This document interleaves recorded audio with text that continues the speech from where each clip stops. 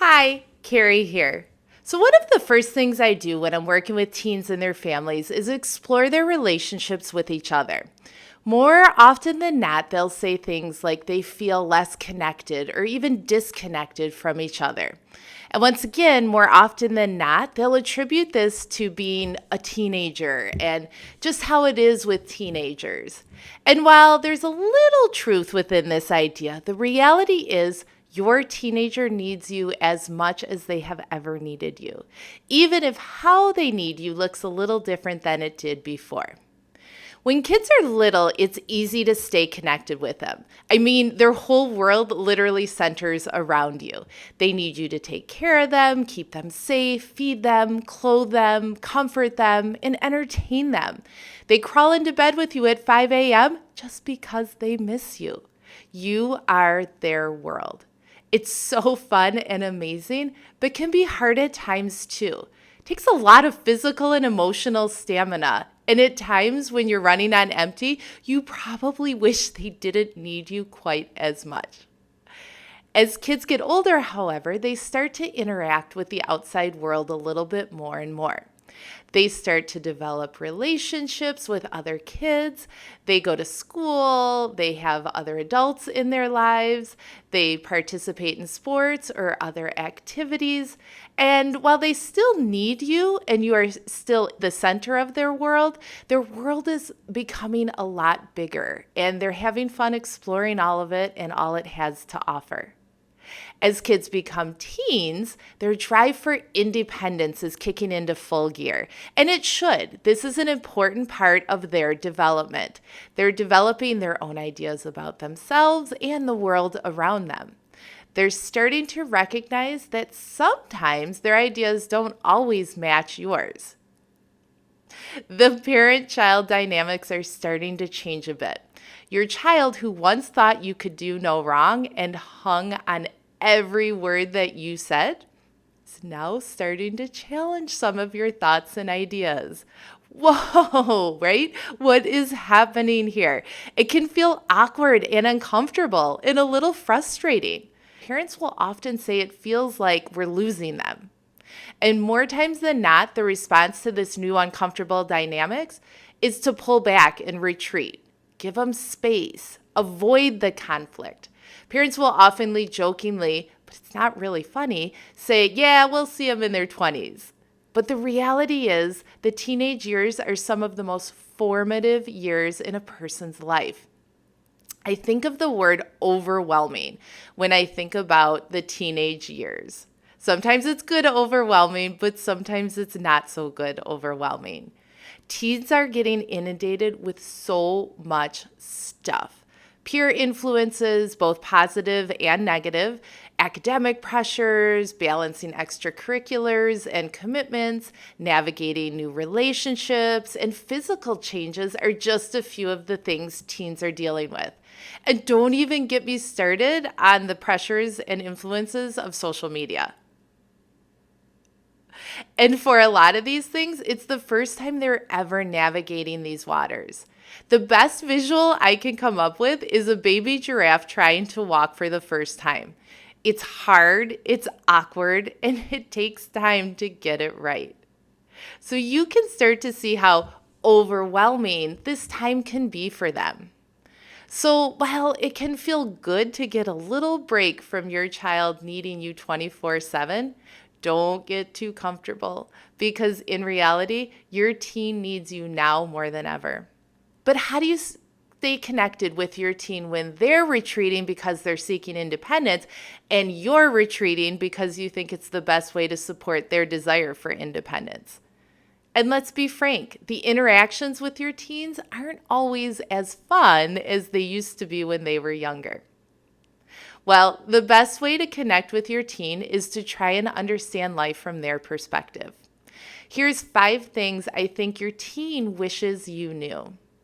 First, they feel pressure to be perfect. One of the biggest stressors teens express is pressure from their parents to be perfect. They say they often don't talk to their parents about things because they don't want to deal with the disappointment or even anger from parents when things don't go well or when they make a mistake. Remember the baby giraffe analogy? Kids are going to make mistakes as they're trying to figure out life, and maybe lots of them. As parents, our job is not to keep them from making mistakes. This is actually really bad for them. If you haven't seen my video on the importance of failing, I'll link it below. Check it out, definitely. But it's also not our job to make them feel really bad for their mistakes. Whether they're willing to admit it or not, they already feel bad about it. As parents, the best thing we can do for our kids is to provide a space for them to explore their ideas, try things out, and reflect on mistakes with love and compassion, and make sure they feel supported through it all. Okay, number 2, teens want you to talk to them, but not lecture them. As teens are growing and developing their independence, they want their conversations with you to grow and develop as well. They want to be heard. They want their thoughts and opinions to be acknowledged. They want to have a two-way conversation, not a one-sided lecture. So often parents say, my teens just don't want to talk to me. And while I agree it's a little more challenging when they get older, it's totally possible and totally necessary. And whether they admit it or not, it's what teens really want. How you do it is what'll make or break it for you. So create a judgment-free space for your teen to talk with you. Be okay with opposing ideas. Don't just shut opposing ideas down immediately, but talk through them. Try to understand how they came to those ideas. Then share your ideas. Do more listening than talking. Ask for their opinion on things.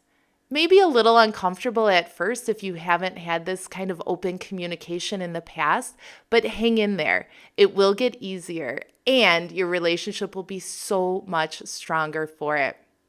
Your teen will feel heard and valued and supported, all things they need. Number 3, they really do wish you would put more restrictions on electronics. Okay, I know that sounds crazy, right? But I work with teens, so sometimes they share things with me that they don't usually share openly or even recognize themselves. But I've heard over and over again that on some level, either consciously or subconsciously, teens equate parents putting restrictions on electronics with caring. Whoa, right? But they say, my parents don't care what I do. And this is especially true at the dinner table. I hear this over and over again. Even if it doesn't seem like it on the surface, teens view dinner time as a missed opportunity where parents are choosing electronics either for themselves or allowing others to use them over talking and connecting. How do teens respond to this perceived slight?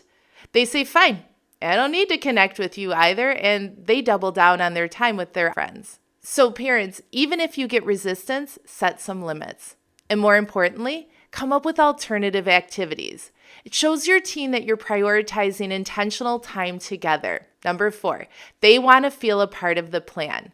Teens don't necessarily love doing chores or being told what to do, but they feel a whole lot better about it when there's a conversation connected with it and they've been a part of it. And lastly, teens really do want a relationship with you. They want to make you proud, and nothing will replace the power of your unconditional love. But teens have a lot they're working through right now. As adults, we sometimes minimize what teens are struggling with. This is not fair. It's not fair to compare their struggles with what we struggle with as adults.